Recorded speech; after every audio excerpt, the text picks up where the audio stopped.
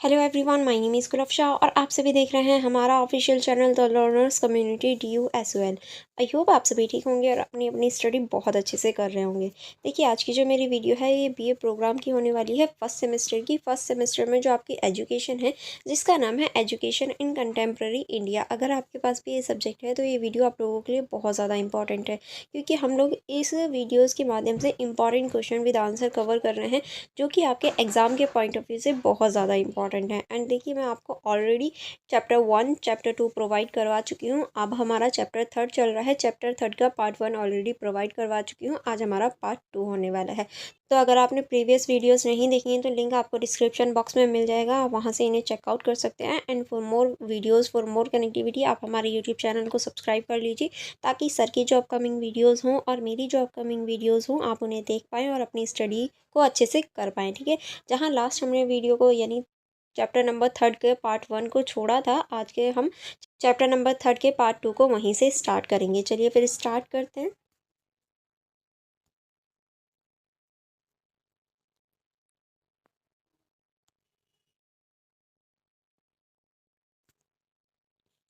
जैसे कि आप सभी देख सकते हैं, हमारा चैप्टर नंबर 3 है, जिसका नाम है शिक्षा का स्वदेशी परिप्रेक्ष्य, गांधी और टैगोर की शिक्षा संबंधित पहले।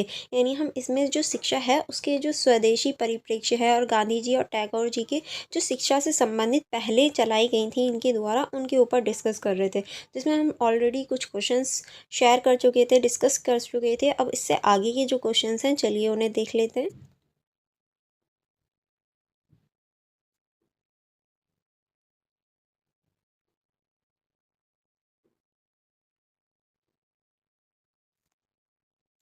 नेक्स्ट क्वेश्चन है हमारा, रविंद्रनाथ टैगोर के प्रगतिशील शैक्षिक दृष्टिकोण की चर्चा कीजिए। यानी जो रविंद्रनाथ टैगोर जी ने प्रगतिशील शैक्षिक दृष्टिकोण दिया था, इसकी आपको चर्चा करनी है। इसमें रचनात्मक प्रकृति के साथ समाजस्व और समग्र विकास पर उनके जोर को शामिल किया गया। इसके संस्थान विश्व भारतीय में इन आदर्शों को किस प्रकार संस्थागत रूप से दिया गया और बढ़ाया गया, ये आपको बताना है कि जो इसका जो संस्थान था विश्व भारती, इसमें इन आदर्शों को किस प्रकार जो इस तरह से संस्थागत रूप मिला है, ये आपको डिस्कस करना है। ठीक है, चलिए स्टार्ट करेंगे। रविंद्रनाथ टैगोर भारत के उन महान विचारकों में से एक थे जिन्होंने शिक्षा को जीवन का अभिन्न अंग माना। यानी शिक्षा एक जीवन का अभिन्न अंग है, जिसे हम अलग नहीं कर सकते। उनके अनुसार शिक्षा केवल ज्ञान अर्जन का माध्यम नहीं, बल्कि जीवन को समझने और उसे सुंदर, उपयोगी और सार्थक बनाने की प्रक्रिया है। यानी सिर्फ जो शिक्षा है वो ज्ञान अर्जन नहीं, बल्कि जो हमारा जीवन है उसे सुंदर, उपयोगी और सार्थक बनाने की भी प्रक्रिया है। टैगोर का मानना था कि शिक्षा का उद्देश्य मनुष्य के भीतर छिपी हुई सृजनात्मक शक्ति को उजागर करना है, क्योंकि हमारे अंदर जो सृजनात्मक शक्ति होती है, सोच विचार की शक्ति होती है, वही हमारी शिक्षा को एक तरह से बढ़ाती है। शिक्षा द्वारा ही वो चीज़ बढ़ती है। उन्होंने उस समय की औपनिवेशिक शिक्षा प्रणाली की आलोचना करते हुए कहा कि ऐसी शिक्षा विद्यार्थियों को केवल परीक्षा उत्तीर्ण करने और नौकरी पाने योग्य बनाती है, जबकि सच्ची शिक्षा व्यक्ति को स्वतंत्र, सृजनशील और संवेदनशील बनाती है। यानी इन्होंने औपनिवेशिक शिक्षा जो थी ब्रिटिशों वाली, उसका विरोध करते हुए कहा कि ये जो शिक्षा है ये सिर्फ विद्यार्थी यानी जो स्टूडेंट है उन्हें परीक्षा पास करने के लिए या फिर नौकरी पाने के लिए करवाती है, बल्कि अच्छी या ये कहूँ रियल शिक्षा जो होती है वो स्वतंत्र बनाती है, सृजनशील बनाती है, संवेदनशील बनाती है, कि हम अपनी जो तर्क वितर्क हैं, अपनी जो सोच है वो कर सकें। ठीक है, नेक्स्ट अब हम देखेंगे टैगोर के शैक्षिक विचारों की मूल भावना थी रचनात्मकता, प्रकृति के साथ सामंजस्य, स्वतंत्र चिंतन और समग्र विकास। ये सारी चीज़ें एक तरह से जो शिक्षा है उसमें रखी गई थी टैगोर जी द्वारा। इन आदर्शों को उन्होंने अपने संस्थान विश्व भारती में व्यवहारिक रूप से मूर्त रूप दिया। यानी इन सारे तत्वों को विश्व भारती में इन्होंने रखा था, मूर्त रूप दिया था। अब हम देखेंगे रचनात्मकता पर जोर, किस तरह से इन्होंने रचनात्मकता पर जोर दिया। इसमें आप लिखेंगे टैगोर के अनुसार शिक्षा का सबसे बड़ा उद्देश्य बच्चों की रचनात्मक क्षमता का विकास है, ताकि वो एक तरह से रचनात्मक व्यक्ति बन सके। उनका मानना था कि हर बच्चा अपने भीतर मित कल्पनाशीलता लेकर जन्म लेता है, परंतु पारंपरिक शिक्षा व्यवस्था उसे दबा देती है। यानी हर बच्चे के अंदर एक कल्पनाशीलता होती है, लेकिन जो हमारी पारंपरिक शिक्षा व्यवस्था है वो उसे दबा देती है। तो उसकी जो कल्पनाशीलता है उसे कभी भी दबाना नहीं चाहिए, ताकि वो अपनी कल्पना से नई नई खोज, नई नई चीज़ें कर सकें। उन्होंने शिक्षा में कला, संगीत, नृत्य, चित्रकला और साहित्य को अनिवार्य बताया, ताकि विद्यार्थियों को सृजनात्मकता और सौंदर्य बोध विकसित हो सके, ताकि जो बच्चा है वो अच्छे से सीख सके। अब देखिए, आप लोग हम लोग वीडियो कॉल पे बात करते हैं, कभी किसी ने सोचा भी नहीं होगा कि वीडियो कॉल जैसी चीज़ हो सकती है। पर देखो, किसी ना किसी बच्चे की जो कल्पना है वो इसमें रही होगी और उसने वो चीज़ करके बता दी। ठीक है, अब हम देखेंगे उनके विद्यालय शांति निकेतन में विद्यार्थी खुले वातावरण में गीत, नृत्य, नाटक और चित्रकला के माध्यम से अपने विचारों की अभिव्यक्ति करते हैं, ताकि वो एक तरह से अपने आप को रिप्रेजेंट अच्छे से कर पाएँ। ठीक है, नेक्स्ट अब हम देखेंगे टैगोर का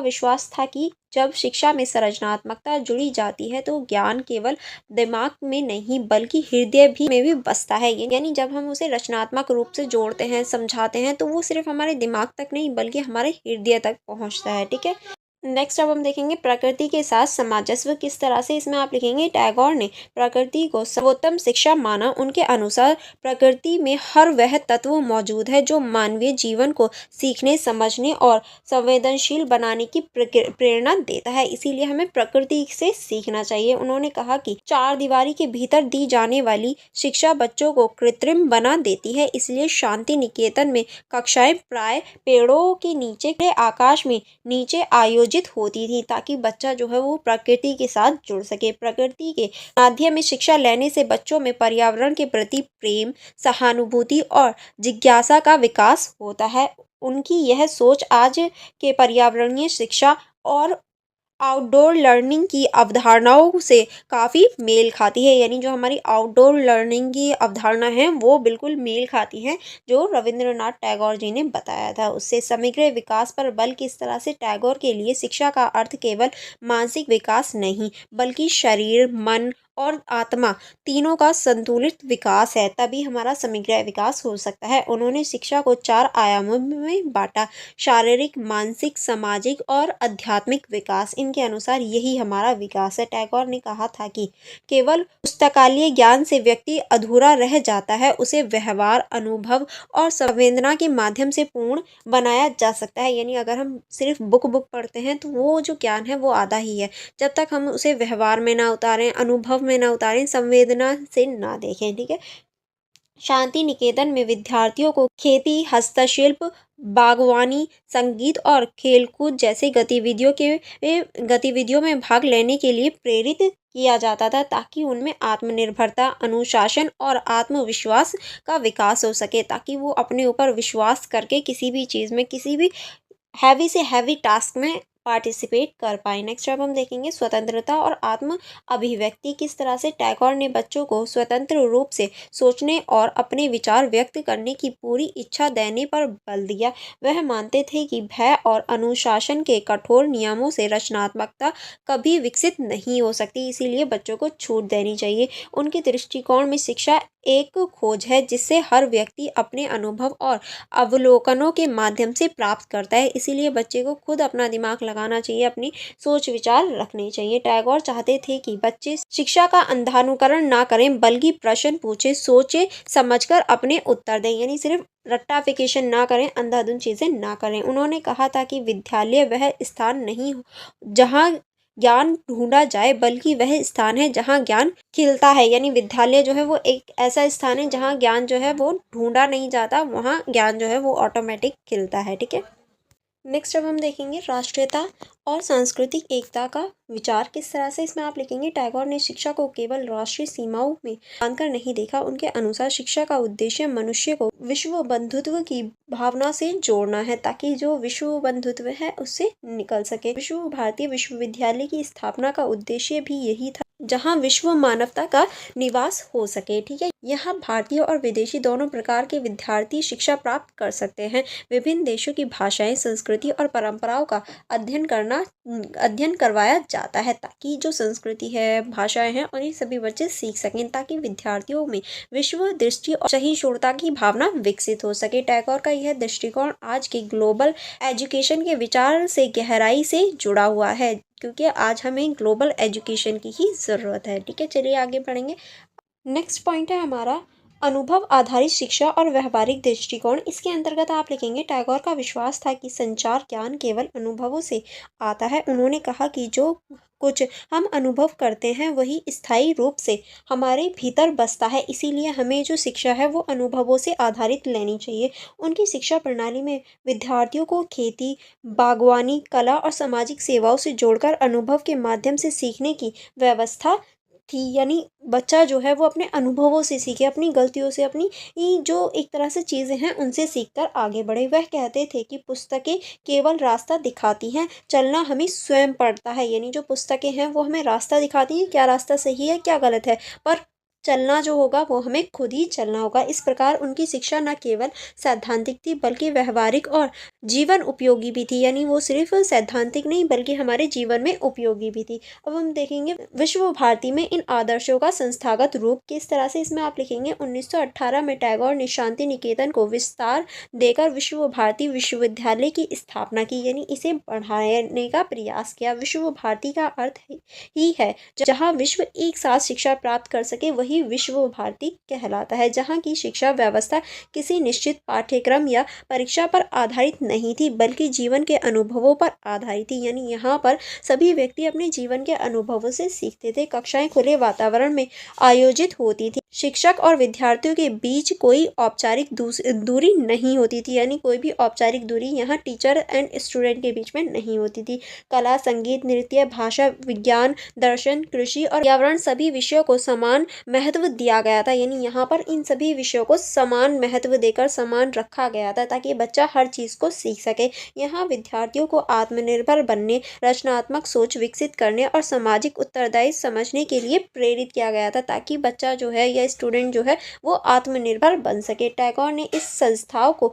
शिक्षा और संस्कृति का संगम बनाया। यहाँ भारतीय परंपरा और आधुनिकता का संतुलित मेल देखने को मिलता है। यानी इन्होंने भारतीय जो परंपराएं हैं, भारत की जो एक तरह से आधुनिकता है उसको, और जो भारत की परंपराएं हैं, दोनों को एक तरह से संतुलित रख के शिक्षा दी थी। अब हम देखेंगे इस क्वेश्चन का निष्कर्ष में आप लिखेंगे, रविंद्रनाथ टैगोर का शैक्षिक दृष्टिकोण आधुनिक भारत की शिक्षा दर्शन का आधार स्तंभ है। यानी हम इसे एक तरह से आधार स्तंभ की ओर देख सकते हैं। उन्होंने शिक्षा को केवल ज्ञान अर्जन का माध्यम नहीं बल्कि मानवता, सृजनशीलता और जीवन की पूर्णता का मार्ग बताया। यानी जो शिक्षा है वो सिर्फ हमें ज्ञान नहीं देती बल्कि मानवता, जीवन की जो बेसिक चीज़ें हैं वो सिखाती है। उनकी शिक्षा प्रकृति से जुड़ी, कला से समृद्ध और मानवीय संवेदनाओं से परिपूर्ण थी। टैगोर का मानना था कि जब मनुष्य अपने भीतर की सृजनात्मक शक्तियों को पहचान लेता है तभी वह समाज और विश्व के लिए उपयोगी होता है। यानी अगर व्यक्ति अपने जो अंदर की शक्ति है, सृजनात्मकता है, उसको नहीं पहचानेगा तो वो विश्व के लिए भी कुछ नहीं कर सकता,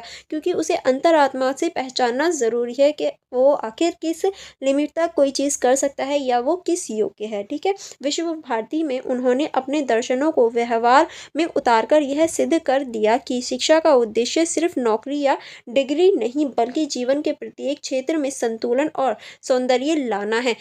शिक्षा कभी भी डिग्री या फिर नौकरी पाने के लिए नहीं होती बल्कि अपने जीवन को संतुलित और सुंदर बनाने के लिए की जाती है, क्योंकि शिक्षा हमें सही मार्ग दिखाती है। उनकी यह सोच आज भी प्रासंगिक है, जब शिक्षा को अधिक मानवीय, अनुभवात्मक और पर्यावरणीय संवेदनशील बनाने की आवश्यकता है। यानी अभी भी हमें जो शिक्षा है उसे अधिक मानवीय, अधिक अनुभवात्मक और पर्यावरणीय संवेदनशील बनाने की आवश्यकता है, ताकि ये जो चीज़ें हैं जो टैगोर जी ने कहा था उन्हें हम अप्लाई कर सकें पूरी तरीके से। चलिए नेक्स्ट क्वेश्चन देखेंगे। नेक्स्ट क्वेश्चन है हमारा, महात्मा गांधी और रविंद्रनाथ टैगोर के शैक्षिक दर्शनों की व्यावसायिक परीक्षण शिल्प की भूमिका अंतर्राष्ट्रीय बनाम राष्ट्रवाद और शिक्षा के उद्देश्य आत्मनिर्भरता बनाम आत्म अभिव्यक्ति पर उनके विचारों के संबंधों में तुलना और अंतर स्पष्ट कीजिए। यानी इस क्वेश्चन में आपको जो महात्मा गांधी और रविंद्रनाथ टैगोर जी थे, इनकी जो शिक्षा पर दर्शन है उसकी जो संबंध है, यानी दोनों में क्या संबंध है और दोनों किस तरह से अलग हैं, यानी डिफरेंस है, तुलना है, ये आपको करनी है। आई होप आपको क्वेश्चन समझ में आया होगा। आंसर किस तरह से आप लिखेंगे, महात्मा गांधी और रविंद्रनाथ टैगोर दोनों ही भारतीय शिक्षा दर्शन के महान विचारक थे। हमने पिछले ही क्वेश्चन में देखा दोनों ने ही कितनी महान चीज़ें या फिर किस अच्छे तरीके से इन्होंने शिक्षा को डिफाइन किया, जिन्होंने औपनिवेशिक शिक्षा प्रणाली को चुनौती दी। दोनों का मानना था कि शिक्षा केवल ज्ञान प्राप्त करने का साधन नहीं बल्कि व्यक्ति और समाज के स्वर्गीय विकास का माध्यम होना चाहिए। यानी दोनों का ही मानना था कि शिक्षा जो है वो सिर्फ ज्ञान की प्राप्त करने के लिए नहीं बल्कि समाज का विकास करने के लिए होनी चाहिए। गांधी का शैक्षिक दृष्टिकोण नई तालीम या बुनियादी शिक्षा पर आधारित था, जिसमें आत्मनिर्भरता, श्रम, ग्राम जीवन की सादगी पर बल था। वहीं टैगोर का शैक्षिक दर्शन शांति निकेतन के अनुभवों से विकसित हुआ, जिसमें स्वतंत्रता, संरचनात्मकता, प्रकृति और मानवता का गहन संबंध था। यानी इन दोनों की जो एक तरह से शिक्षा नीति थी, गांधी जी ने नई तालीम या बेसिक जो शिक्षा है उसको बढ़ावा दिया, जिसमें ये सारी चीज़ें थी, और जो रविंद्रनाथ टैगोर थे इन्होंने शांति निकेतन को बढ़ावा दिया, जिसमें ये सारी चीज़ें रखी गई थी। गांधी का राष्ट्र निर्माण और ग्राम आधारित आत्मनिर्भरता को शिक्षा का लक्ष्य मानते थे, वही टैगोर शिक्षा को आत्म अभिव्यक्ति और वैश्विक मान्यता से जोड़ते थे। यानी ये जो है ये ग्राम आधारित मानते थे और ये विश्व से जोड़ने का प्रयास करते थे जो टैगोर जी हैं। दोनों का उद्देश्य मनुष्य को नैतिक, सृजनशील और संवेदनशील बनाना था, लेकिन इसकी दिशा में प्राथमिकताएं अलग थी। यानी देखो दोनों का जो उद्देश्य था, जो चीज़ें थी वो सेम थी कि हाँ सृजनशील बनाना है, संवेदनशील बनाना है, नैतिक बनाना है, लेकिन दोनों की जो एक तरह से जो वो प्राथमिकताएं थी या ये कहूँ जो बेसिक चीज़ें थी वो अलग अलग दोनों ने अपनाई थी। ठीक है, चलिए आगे बढ़ेंगे। आगे अब हम देखेंगे व्यावसायिक प्रशिक्षण शिल्प की भूमिका किस तरह से, इसमें आप लिखेंगे गांधी जी की दृष्टिकोण में शिक्षा का अर्थ काम काम के हाथ सीखना। वह चाहते थे कि प्रत्येक विद्यार्थी कोई ना कोई उपयोगी शिल्प सीखे, जैसे कताई, बुनाई, कढ़ाईगिरी, खेती आदि, ताकि यह आत्मनिर्भर बन सके। यानी गांधी जी का मानना था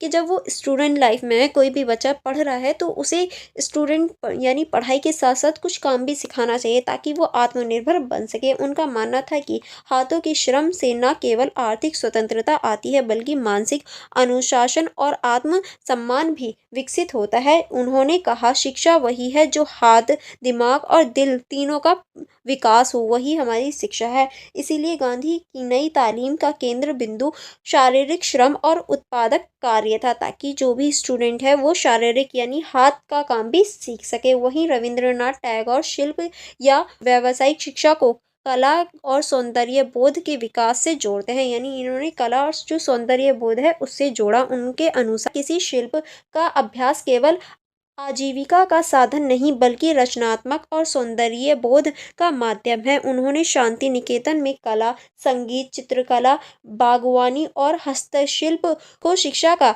हिस्सा बनाया ताकि बच्चे अनुभव से सीखें, ना कि केवल पाठ्य पुस्तक से। यानी इन्होंने भी ये सारी चीज़ें जो हैं वो शिक्षा में रखी ताकि जो स्टूडेंट हैं वो अपने अनुभवों से सीख पाएँ, सिर्फ बुक्स से नहीं। ठीक है, अब हम देखेंगे इस प्रकार गांधी के लिए शिल्प आत्मनिर्भरता का प्रतीक था, जबकि टैगोर के लिए यह आत्म अभिव्यक्ति और सृजनशीलता का माध्यम था। यानी इनके लिए जो शिल्प है वो आत्मनिर्भरता और इनके लिए वो सृजनशीलता का माध्यम था।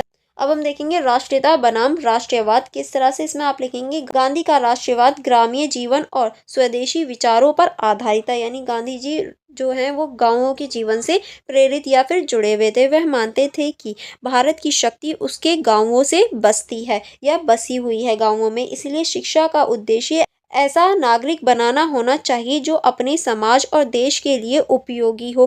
गांधी के राष्ट्रवाद में आत्मनिर्भरता, सादगी और सेवा के मूल्य केंद्र में थे। उन्होंने विदेशी शिक्षा प्रणाली की नकल को अंधानुकरण कहा और भारतीय संस्कृति पर आधारित शिक्षा का समर्थन किया। यानी जो विदेशी शिक्षा थी, विदेशी चीज़ें थी, उनका इन्होंने विरोध किया और भारतीय जो संस्कृति पर आधारित शिक्षा थी उसका इन्होंने समर्थन किया। अगर टैगोर जी की बात करें, टैगोर का दृष्टिकोण अधिक अंतर्राष्ट्रीयवादी था, यानी अंतर्राष्ट्रीय स्तर पर सोचते थे। उन्होंने शिक्षा को मानवता की एक वैश्विक धारा के रूप में देखा। टैगोर का विश्वास था कि भारत की आत्मा तभी उजागर हो सकती है जब वह अन्य संस्कृति के से संवाद करे। यानी इनका मानना था कि भारत की जो आत्मा है, भारत के जो स्वरूप है, वो तभी बदल सकता है, तभी आगे बढ़ सकता है जब वो अन्य संस्कृति से भी जो अच्छी चीज़ें हैं उन्हें सीख सके। उन्होंने कहा राष्ट्रवाद सीमाओं में बाधा देता है जबकि मानवतावाद हृदय को जोड़ती है। यानी राष्ट्रवाद जो है वो एक तरह से सीमाओं में बाधा बनता है, बाधा क्रिएट करता है, बट कि जो हमारा मानवतावाद है वो हृदयों को जोड़ता है, यानी दिलों को जोड़ता है। शांति निकेतन और विश्व भारती विश्वविद्यालय इसी भावना का प्रतीक थे, जहाँ विश्व संस्कृति का आदान प्रदान और विविधताओं का सम्मान सिखाया जाता। यानी विश्व भारती और शांति निकेतन जो है वो ऐसे विश्वविद्यालय थे जहाँ विश्व भर की जो संस्कृति है उनका आदान प्रदान, उनकी मान्यता, उनकी सम्मान करना सिखाया जाता था। अतः गांधी जहाँ राष्ट्रीय निर्माण और आत्मनिर्भर ग्राम भारत के समर्थन थे, वहीं टैगोर मानवता और वैश्विक एकता के पक्षधर थे। यानी दोनों ही एक तरह से हम कह सकते हैं दोनों ही यहाँ अपोज में थे। ठीक है, अब हम देखेंगे शिक्षा का उद्देश्य आत्मनिर्भरता बनाम आत्म अभिव्यक्ति। किस तरह से गांधी के अनुसार शिक्षा का मुख्य उद्देश्य था आत्मनिर्भरता। वह चाहते थे कि विद्यार्थी स्वयं अपनी आवश्यकताओं की पूर्ति करने में सक्षम हो और समाज के उपयोगी सदस्य बन सके, इसीलिए उन्हें आत्मनिर्भर होना चाहिए। उन्होंने शिक्षा को जीवन के लिए शिक्षा कहा, जहां हर विद्यार्थी व्यवहारिक जीवन कौशल सीख सके। यानी ऐसी शिक्षा हो जो जीवन के लिए शिक्षा हो, ऐसा नहीं है सिर्फ किताबी ज्ञान हो। बच्चों के पास कोई हुनर भी होना चाहिए, कोई हाथ की सफाई भी होनी चाहिए, हाथ का काम भी उन्हें आना चाहिए। गांधी की दृष्टिकोण में शिक्षा का लक्ष्य था नैतिक, श्रमशील और सेवा भावी मनुष्य का निर्माण करना। यही उनका एक तरह से दृष्टिकोण था। वहीं टैगोर के लिए शिक्षा का उद्देश्य आत्म अभिव्यक्ति था। उनका मानना था कि हर व्यक्ति में रचनात्मकता की एक अंतर्निहित ज्योति होती है जिसे शिक्षा द्वारा प्रकाशित किया जाना चाहिए। यानी इनका मानना था कि हर व्यक्ति के अंदर एक अंतर्निहित यानी उस व्यक्ति के अंदर एक ज्योति यानी एक तरह से लौ होती है जो शिक्षा के माध्यम से प्रकाशित होती है, शिक्षा के माध्यम से बढ़ जाती है। उन्होंने कहा शिक्षा वह है जो हमारे भीतर के सत्य को बाहर लाती है, यानी जो हम रियल में है या जो हमारी शक्ति है उसको उजागर करती है। उनके अनुसार शिक्षा व्यक्ति को स्वतंत्र सोच, कला, संगीत, साहित्य और प्रकृति के माध्यम से अपने अस्तित्व को अभिव्यक्त करने का अवसर देती है, ताकि जो व्यक्ति है वो अपने आप को अभिव्यक्त कर पाए और आगे बढ़ पाए। नेक्स्ट अब हम देखेंगे प्रकृति और अनुभवों का स्थान, यानी जो प्रकृति है और जो अनुभव है उनका क्या स्थान था। तो इसमें आप लिखेंगे गांधी जी शिक्षा को समाज और कार्य से जोड़ते हैं, जबकि टैगोर शिक्षा को प्रकृति और अनुभव से जोड़ते हैं। यानी इनके अनुसार शिक्षा क्या है, कार्य, और इनके अनुसार क्या है, प्रकृति और अनुभव ही हमारी शिक्षा है। ठीक, नेक्स्ट अब हम देखेंगे गांधी के स्कूलों में खेती बाड़ी, हस्तशिल्प और सामाजिक सेवा जैसी गतिविधियों को शिक्षा के अंग बनाया गया ताकि विद्यार्थियों वास्तविक जीवन से जुड़ सकें। यानी गांधी जी ने जो एक तरह से हस्तशिल्प कला है, सामाजिक सेवा है, उन्हें जोड़ा जो हमारी शिक्षा है, ताकि जो विद्यार्थी हैं वो रियल जो वास्तविक जीवन है उससे जुड़ सके। वहीं टैगोर के विद्यालय शांति निकेतन में बच्चों को खुले वातावरण में पढ़ाया जाता था, जहां वह पेड़ों की छांव में प्रकृति से सीधे संवाद करते थे। उनके लिए प्रकृति सर्वोत्तम शिक्षक थी, यानी प्रकृति ही उन्हें सारी चीजें सिखाती थी। ऐसी हम कह सकते हैं ऐसी क्लासरूम होती। दोनों के विचार इस बात पर एकमत थे कि शिक्षा केवल कक्षा की चार दीवारियों में सीमित नहीं होनी चाहिए। यानी दोनों ही इस बात पर सहमत थे कि जो शिक्षा है, जो हमारी एजुकेशन है, वो चार दीवारियों के अंदर सीमित नहीं होनी चाहिए, उसे हमें बढ़ाना चाहिए। ठीक है, नेक्स्ट अब हम देखेंगे नैतिकता और आध्यात्मिकता का स्थान। किस तरह से इसमें आप लिखेंगे गांधी जी की शिक्षा का आधार नैतिकता, सत्य, अहिंसा और सेवा था। वह चाहते थे कि शिक्षा व्यक्ति को चरित्रवान और समाज के प्रति उत्तरदायी बनाए। उनके लिए चरित्रों के बिना शिक्षा अधूरी है, यानी उनका करेक्टर भी अच्छा होना चाहिए शिक्षा लेने के बाद। टैगोर भी आध्यात्मिकता में विश्वास रखते थे, परंतु उनका आध्यात्मिक दृष्टिकोण अधिक मानवीय और सौंदर्यपरक था। वह धर्म, की संकीर्णता से परे जाकर सार्वभौमिक प्रेम और सह अस्तित्व के पक्षधर थे। यानी वो सार्वभौमिक चीज़ों, यानी जिस पर सभी चीज़ों की एक तरह से हक होना, एक तरह से सार्वभौमिक प्रेम होना, इस पर ज़्यादा बल देते थे। अतः गांधी की आध्यात्मिकता कर्म प्रधान थी, जबकि टैगोर की आध्यात्मिकता अनुभव प्रधान थी। यानी ये अनुभव को ज़्यादा बल देते थे। अगर हम दोनों के दृष्टिकोणों का तुलनात्मक सार देखें, यानी दोनों के जो दृष्टिकोण हैं उनकी तुलना करें, आधार महात्मा गांधी और टैगोर जी के, यानी क्या इन आधार पर पहले हम देखेंगे महात्मा गांधी और फिर टैगोर के जो विचार हैं। तो शिक्षा का उद्देश्य के आधार पर देखें तो आत्मनिर्भरता, श्रम, ग्राम विकास था, और इन्हें देखें तो आत्म अभिव्यक्ति, सृजनशीलता और वैश्विक मान्यता थी। अगर शिल्प की भूमिका की बात करें तो इसमें आप लिखेंगे व्यवहारिक कार्यों के माध्यम से जीवन उपयोगी शिक्षा दी जाती थी। कला, संगीत, रचनात्मकता के माध्यम से अभिव्यक्त किया जाता था। अगर राष्ट्रीयवाद और अंतर्राष्ट्रीयता की बात करें तो स्वदेशी और ग्रामीण राष्ट्रवाद पर बल दिया गया। इसमें विश्व बंधुत्व और राष्ट्रीयता पर बल दिया गया, यानी वे विश्व को एक करने की बात करते थे। ठीक है। अगर हम प्रकृति का स्थान देखें तो श्रम और समाज से संबंध था, और यहाँ हम प्रकृति और अनुभवों से संबंध देख सकते हैं। अगर नैतिक या मूल्य की बात करें तो सत्य, अहिंसा, सेवा, इस बात पर जोर दिया जाता था। यहाँ पर प्रेम, सौंदर्य और रचनात्मकता पर जोर दिया जाता था। अगर आधारभूत दृष्टिकोण की बात करें तो कर्म प्रधान और व्यवहारिक था, और यहाँ देखें तो रचनात्मक और सौंदर्य प्रधान था। यानी जो टैगोर हैं वो रचनात्मक और सौंदर्य प्रधान पर ध्यान देते थे। आई होप आपको डिफरेंसेस समझ में आए होंगे। अब हम देखेंगे इस क्वेश्चन का निष्कर्ष। चलिए निष्कर्ष देख लेते हैं। निष्कर्ष में आप क्या लिखेंगे? निष्कर्ष में आप लिखेंगे महात्मा गांधी और रविंद्रनाथ टैगोर दोनों ने भारतीय शिक्षा को नई दिशा दी।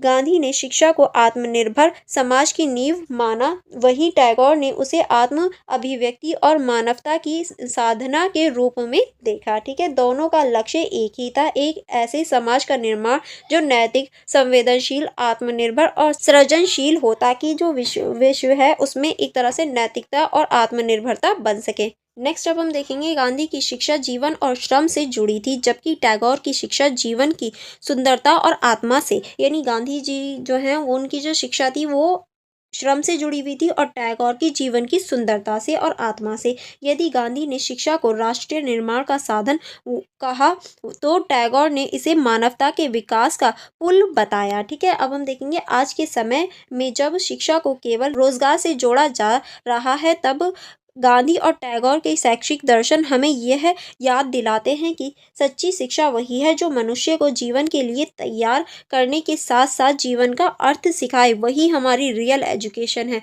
अदरवाइज जो हम डिग्री के लिए या फिर नौकरी के लिए एजुकेशन लेते हैं वो रियल एजुकेशन नहीं है। ठीक है। चलिए नेक्स्ट क्वेश्चन की तरफ बढ़ेंगे। नेक्स्ट क्वेश्चन देख लेते हैं। नेक्स्ट क्वेश्चन है हमारा, विश्लेषण कीजिए कि गांधी के आत्मनिर्भरता और व्यवहारिक कौशल पर जोर देने तथा टैगोर के रचनात्मक समग्र विकास और बहुविषय बहुविषयक शिक्षा पर जोर देने के मूल्य सिद्धांत राष्ट्रीय शिक्षा नीति NEP 2020 में किस प्रकार परिलक्षित और एकीकृत हुए हैं, ये आपको बताना है। देखिए आपका जो एडमिशन हुआ है वो भी NEP के तहत ही हुआ है, तो इसमें किस तरह से जो गांधी जी और रविंद्रनाथ टैगोर जी हैं इनके विचार हैं, इनकी जो नीतियां हैं उनको लिया गया है या नहीं लिया गया है, किस तरह से एकीकृत किया गया है, ये आपको इस क्वेश्चन में बताना है। ठीक है। चलिए भूमिका से स्टार्ट करेंगे। इसमें आप लिखेंगे महात्मा गांधी और रविंद्रनाथ टैगोर भारत के दो ऐसे महान शिक्षाविद थे जिन्होंने शिक्षा को केवल ज्ञान प्राप्ति का साधन नहीं बल्कि व्यक्ति और समाज के निर्माण का आधार बताया। यानी व्यक्ति और जो समाज है उसका भी एक तरह से निर्माण होता है, व्यक्ति और समाज निर्माण होता है शिक्षा से। ठीक है। गांधी ने आत्मनिर्भरता, श्रम, व्यवहारिक कौशल और नैतिक मूल्यों पर आधारित शिक्षा का समर्थन किया। यानी ऐसी शिक्षा जिसमें आत्मनिर्भरता हो, श्रम हो, व्यवहारिक कौशल हो और नैतिकता हो। ठीक है। जबकि टैगोर ने रचनात्मकता, प्रकृति से जुड़ाव, स्वतंत्रता और बहुविषय ज्ञान के माध्यम से समग्र विकास की शिक्षा का प्रतिपादन किया। यानी ऐसी शिक्षा जिसमें हमारी रचनात्मकता हो, प्रकृति से जुड़ाव हो, स्वतंत्र हो और बहुविषय वाला ज्ञान हो, उसे इन्होंने बढ़ावा दिया था। ठीक है। आगे अब हम इसमें देखेंगे राष्ट्रीय शिक्षा नीति यानी NEP 2020 में इन दोनों महापुरुषों के शैक्षिक सिद्धांतों का गहन प्रभाव स्पष्ट रूप से दिखाई देता है। यानी जो हमारी एनईपी लागू हुई है 2020 में, उसमें हम इन दोनों का जो प्रभाव है वो सीधी तरीके से देख सकते हैं। यह नीति भारतीय संस्कृति, आत्मनिर्भरता, कौशल विकास, रचनात्मकता और समग्र शिक्षा को केंद्र में रखती है, जो गांधी और टैगोर दोनों के शैक्षिक दृष्टिकोण का एक सुंदर समन्वय है। यानी हम कह सकते हैं दोनों की जो शैक्षिक दृष्टिकोण है, गांधी जी के और रविंद्रनाथ टैगोर जी के, दोनों को लिया गया है हमारी जो एनईपी वाली 2020 में आई है। ठीक है, चलिए अब हम देखेंगे प्रमुख भाग, यानी जो हमारी मेन बॉडी है, इसमें आप क्या लिखेंगे इसके अंतर्गत देख लेते हैं। इसके अंतर्गत पहला पॉइंट आप लिखेंगे आत्मनिर्भरता और व्यवहारिक कौशल पर गांधी जी का प्रभाव किस तरह से। महात्मा गांधी ने शिक्षा को जीवन के लिए शिक्षा बताया।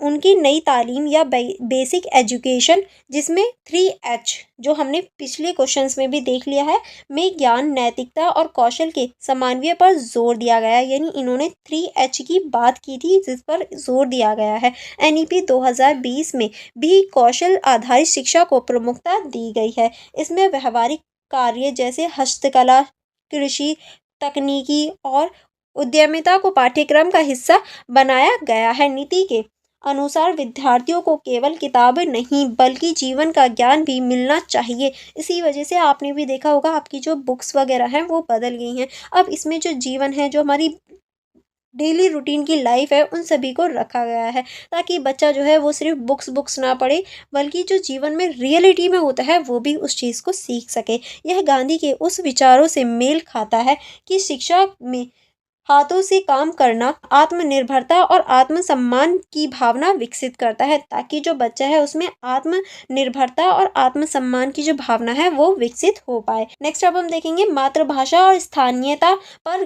गांधी जी की दृष्टिकोण का समावेश। किस तरह से इन्होंने मातृभाषा और स्थानीयता पर गांधी जी के दृष्टिकोण रखे हैं, या गांधी जी के दृष्टिकोण को हम समावेशन देख सकते हैं। इसमें हम देखेंगे गांधी जी का मानना था कि शिक्षा मातृभाषा में दी जानी चाहिए, ताकि विद्यार्थी अपनी संस्कृति और समाज से जुड़ा रह सके।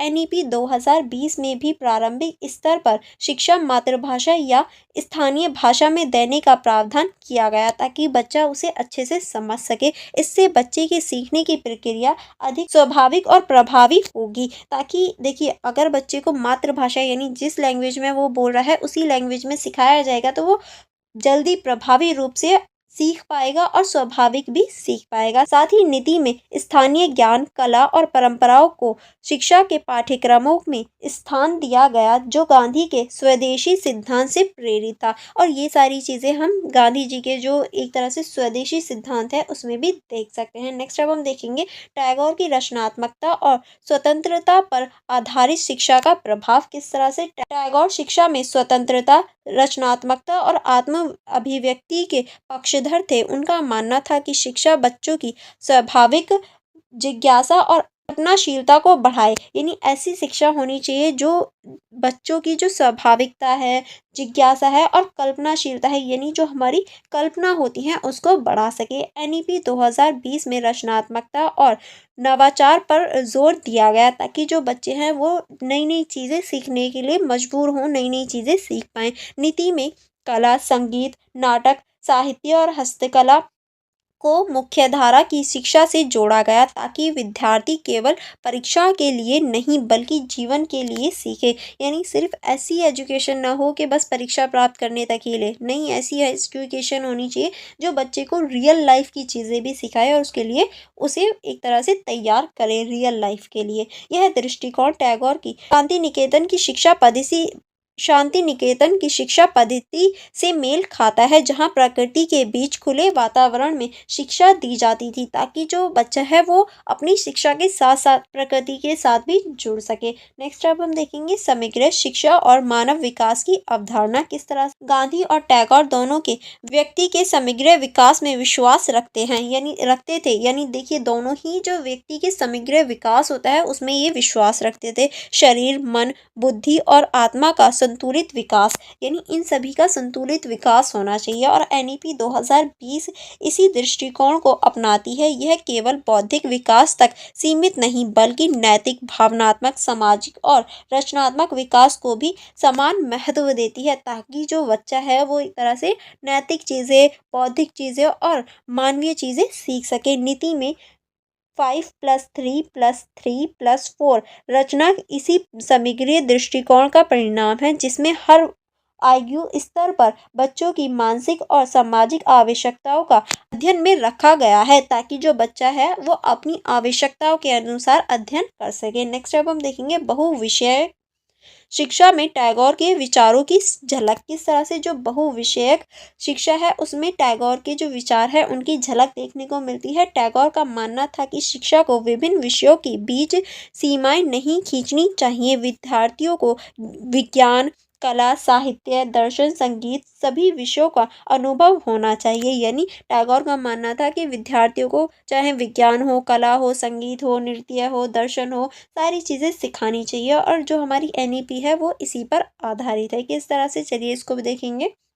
इसमें आप लिखेंगे NEP 2020 ने भी बहुविषय शिक्षा को केंद्र में रखा, जिसमें छात्रों को अपनी रुचि के अनुसार विषय चुनने की स्वतंत्रता दी गई है। विश्वविद्यालयों में भी लिबरल एजुकेशन की दिशा में बढ़ने का झुकाव दिया गया है, जो टैगोर के विश्व भारती विश्वविद्यालय की भावना से प्रेरित है। यानी NEP में भी ये सारी चीज़ें रखी गई हैं। अब हम देखेंगे नेक्स्ट है हमारा अनुभवात्मक और नैतिक शिक्षा का एकीकरण। किस तरह से गांधी और टैगोर दोनों ही अनुभवात्मक शिक्षा के पक्षधर थे। उनका मानना था कि शिक्षा तभी समर्थक है जब वह जीवन के अनुभवों से जुड़ी हो, तभी जो एक विद्यार्थी है वो सही से चीज़ें सीख पाता है।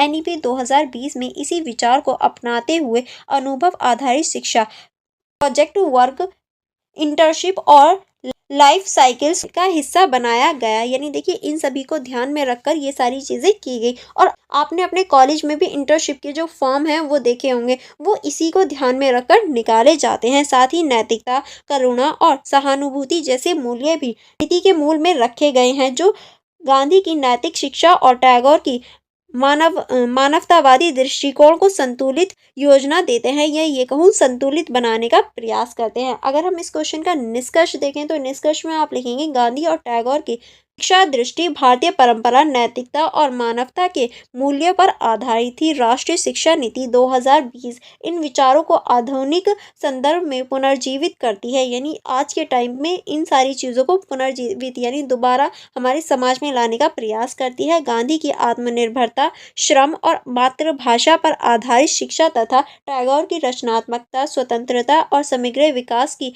अवधारणा दोनों इस नीति को संतुलित रूप से एकीकृत किया गया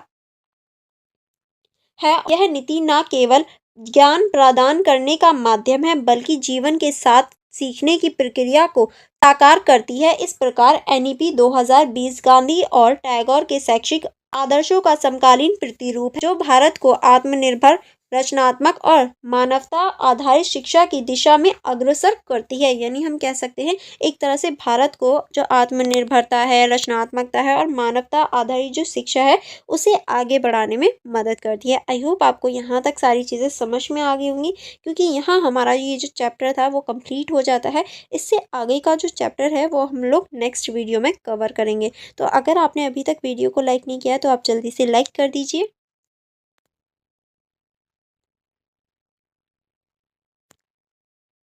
and for more connectivity, for more videos आप हमारी इंस्टाग्राम ID को चेकआउट कर सकते हैं। आप हमारा टेलीग्राम ग्रुप ज्वाइन कर सकते हैं।